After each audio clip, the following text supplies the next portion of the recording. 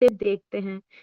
और वो खिलखिलाते हुए चेहरे सिर्फ उन्हीं के होते हैं जो अपनी फिटनेस की तरफ एक कदम को बढ़ाते हैं।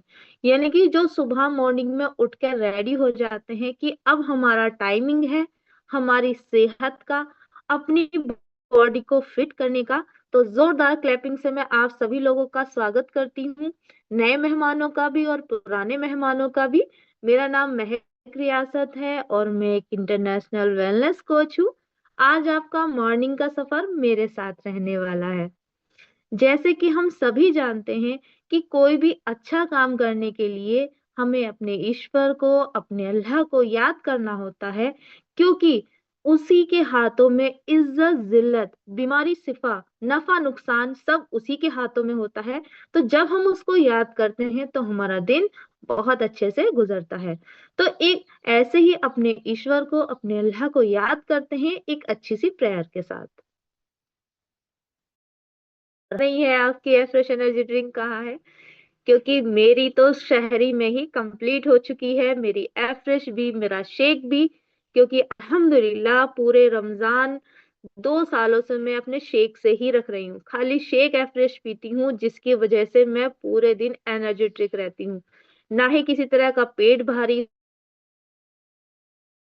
कोई इश्यू रहता है, किसी भी तरह की कोई दिक्कत परेशानी नहीं रहती है जब हम अपने शेक एयर फ्रेश पर रोजा स्टार्ट करते हैं। चलिए तो अब हम चलते हैं अपने वर्कआउट की तरफ। तो जोरदार क्लैपिंग से हम वेलकम करेंगे हमारी प्रियंका मैम का, जो आज हमें एनर्जेटिक वर्कआउट कराने वाली हैं। Come on the screen ma'am. हमारी कट हो गई और हमें बहुत जोरों की भूख लगी है, तो जल्दी से सभी लोग अपना शेक रेडी करिए। इतने हम अपने वर्कआउट कोच की तरफ चलेंगे और उनसे पूछेंगे उनकी एनर्जी का राज। तो come on the screen Priyanka ma'am.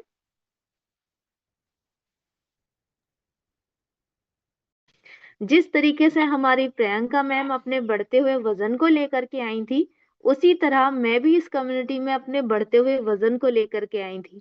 दिन पे दिन वेट बहुत ज्यादा हो रहा था, गैस एसिडिटी बनती थी, कमर में पेन होता था। और जब कमर में पेन होता था ना, तो एक काम को करने के बाद दूसरे काम को सोचना पड़ता था कि करूं या ना करूं, थोड़ी देर आराम करने के बाद तब काम करूंगी। इस तरीके से पूरी कंडीशन मेरी खराब होती जा रही थी, क्योंकि लोड मेरे ऊपर बहुत ज्यादा था। छोटे छोटे बच्चे थे जिनमें उनकी भी देखभाल, घर का काम, बाहर का काम, क्योंकि मैं एक टीचर हूँ, तो टीचर के लिए स्कूल का वर्क भी, बच्चों का भी, घर का भी। तो बहुत ज्यादा मेरी हालत खराब हो रही थी, क्योंकि औरत सब कुछ सोचती है, अपने पूरे परिवार के बारे में सोचती है, लेकिन अपनी सेहत के बारे में बहुत कम सोचती है। तो कुछ मेरी भी कंडीशन ऐसी थी कि घर वालों की सेहत के चक्कर में अपनी सेहत को कहीं दूर खोती जा रही थी। फिर मेरी मुलाकात मेरे कोच से हुई, उन्होंने मुझे इस दुनिया के नंबर 1 न्यूट्रिशन से मिलवाया। और जब से मैंने इसको अपनी लाइफ में ऐड किया है, तब से मैं बहुत ज्यादा एनर्जेटिक रहती हूँ। अल्हम्दुलिल्लाह बहुत अच्छी हूँ, कोई भी बीमारी मेरे अंदर नहीं है। सारी बीमारियों को शॉर्ट आउट करते हुए मैंने अपना 18 केजी वजन कम किया है।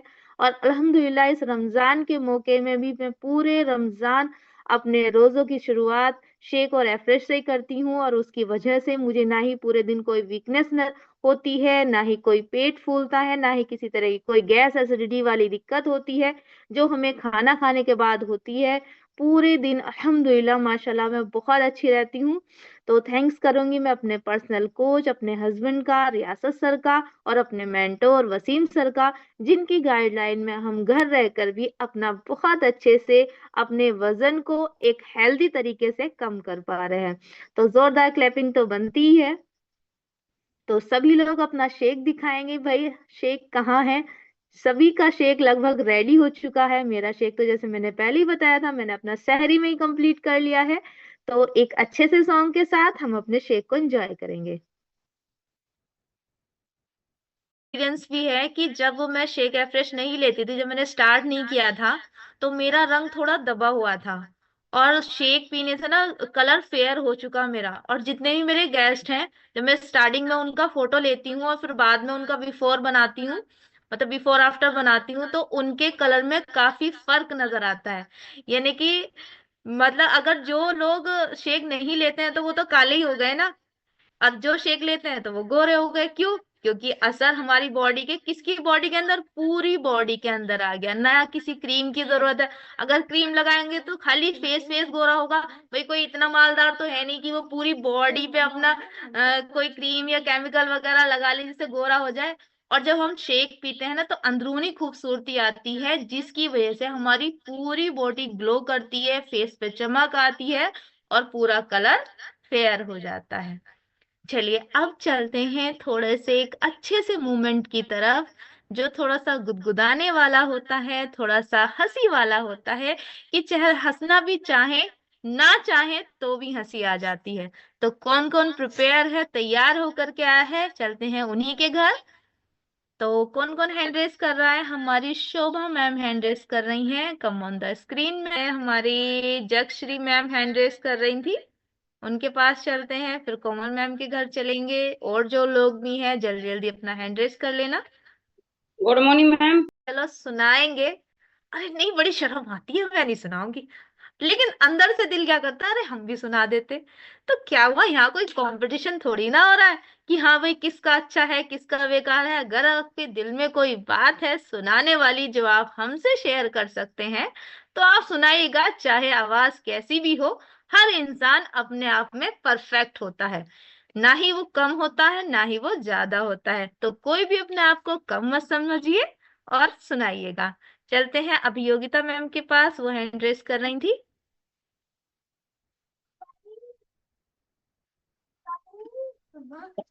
Good morning madam.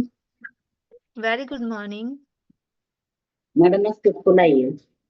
जी मैम। पति पत्नी को, पत्नी कहती है चल तो रहे हो मेरे मायके पर, लड़ना मत, वो मेरे पापा का घर है। तो पति कहता है तो मेरे पापा का घर क्या कुरुक्षेत्र है जो रोज यहाँ माँ बात करती हो। Thank you madam. क्या बात है मैम की। कहते ना, मैंने अभी एक बात कही थी कि सब अपने आप में एक स्पेशल होते हैं, कि जब मैम कहती है ना एकदम से चटकुला, तो मैम के चटकुले कहने में ही ना हंसी आ जाती है कि मैम कितना प्यारा बोलती हैं। तो वो एक अपने आप में एक अच्छी पर्सनालिटी है, जिनके बोलने का तरीका बहुत अच्छा है कि मैम मेरे पास एक चटकुला है। वाह, जोरदार क्लैपिंग हमारी मैम के लिए। हमारे निजाम सर भी हैंड रेस कर रहे हैं, कोमल मैम भी हैंड रेस कर रही हैं। चलते हैं कोमल मैम के पास, फिर निजाम सर के पास चले। दो लाइनें हैं मैम, कि मुकद्दर की लिखावट का कुछ ऐसा कायदा हो, मुकद्दर की लिखावट का कुछ ऐसा कायदा हो, देर से खुलने वालों की दुगना फायदा हो। थैंक क्या यू बात। मैम। जोरदार क्लैपिंग हमारी अंजलि मैम के लिए। कुछ ना कुछ सभी लोग बहुत अच्छा सा सुनाते हैं। तो आगे चलते हैं, कोई और जो हैंड रेस कर रहे हो। अनीसा मैम हैंड रेस कर रही है, शायद ये नया चेहरा है, शायद कुछ अच्छा लाई होंगी हमारे लिए। नहीं भी होगा तो भी कोई बात नहीं, जो भी वो सुनाना चाहती है अच्छा ही होगा। जी मैम, आप अपने आप को अनम्यूट करिए मैम।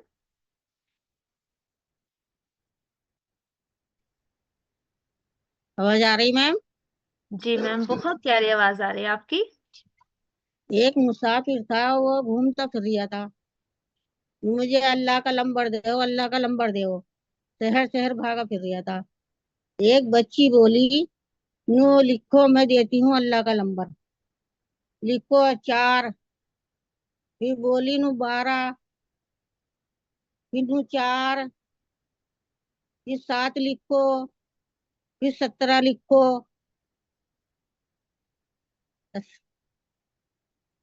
Thank you ma'am. वाह, जोरदार क्लैपिंग हमारी अनीशा मैम के लिए। चाहे कोई बात ना भी हो, लेकिन उन्होंने सुनाने के लिए सोचा कि शायद मैं भी बेहतर हूँ, मैं भी स्पेशल हूँ, मैं भी कुछ सुना सकती हूँ। जैसे आज उन्होंने आज सुनाया, कुछ कल और बेहतर सुनाएंगी, परसों कुछ और बेहतर सुनाएंगी। हमारी रजनी मैम दोनों हाथों से हैंड रेस कर रही है कि मैम जरा हमें भी ले लीजिए। तो come on the screen ma'am. Good morning ma'am. Very good morning. Good morning all of you. मैं एक चुटकुला सुनाऊंगी। जी मैम। शहर की लड़की की शादी गांव में हो गई। लड़की की सास ने उसे भैंस को घास डालने को बोला। भैंस के मुंह में झाग देखकर लड़की वापस आ गई। सास बोली, क्या हुआ बहू? लड़की बोली, भैंस अभी कोलगेट कर रही है माँ जी। सास बेहोश। Thank you ma'am. क्या बात है। भाई कोलगेट करने के बाद ही तो वो खाना वाना खाएगी। वाह, जोरदार क्लेपिंग। देखा ना, रजनी मैम के पास कुछ स्पेशल निकला जिसकी वजह से हमारे चेहरे पर हंसी आ गई। लेकिन रजनी मैम सोचती होंगी कहाँ सुनाए, कोई नहीं, सुना देंगे, कभी मन नहीं कर रहा, अरे शर्म सी आती है ना। बहुत सारे एक्सक्यूज होते हैं ना हमारे पास किसी काम को ना करने के लिए। चलिए, अब एक लास्ट और लेते हैं, फिर अपनी क्लास को एंडिंग करेंगे किसी नए चेहरे के साथ। कोई नया चेहरा जो हैंड रेस कर रहा हो, बैकग्राउंड टीम मेरी हेल्प करे।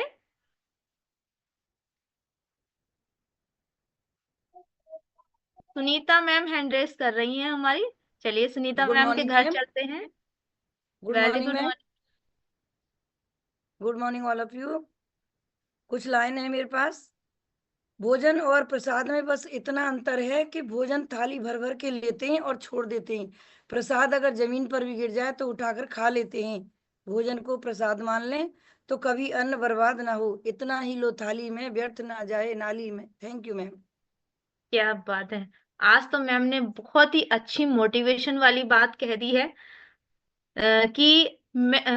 कि कोई भी हमारे खाने वाली चीज हमारी वेस्ट ना जाए।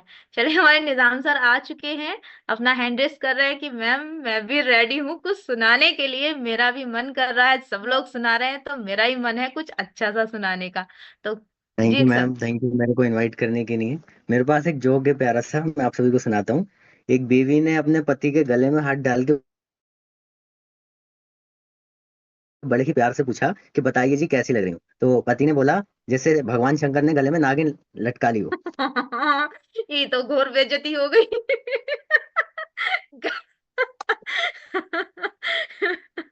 चलिए कोई बात नहीं, ये तो एक चटकुला था, लेकिन कोई भी महिला जब तैयार होती है ना तो इतनी बुरी नहीं लगती है।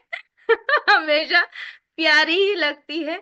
चाहे वो सांवली हो, चाहे वो गोरी हो, चाहे वो काली हो, तैयार होकर के अपने हस्बैंड की नजर में अच्छी ही लगती है। चलिए, इन्हीं सब बातों के साथ हम अपने शाम वाली क्लास में मिलेंगे कुछ इसी तरह की बातों के साथ।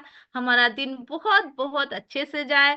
आप सभी लोग अपने डाइट को फॉलो करें, आपको पानी जितना बताया है उतने पानी को पिए और अपने कोच की गाइडलाइन में बने रहें। चलिए, तब तक के लिए bye. Have a nice day.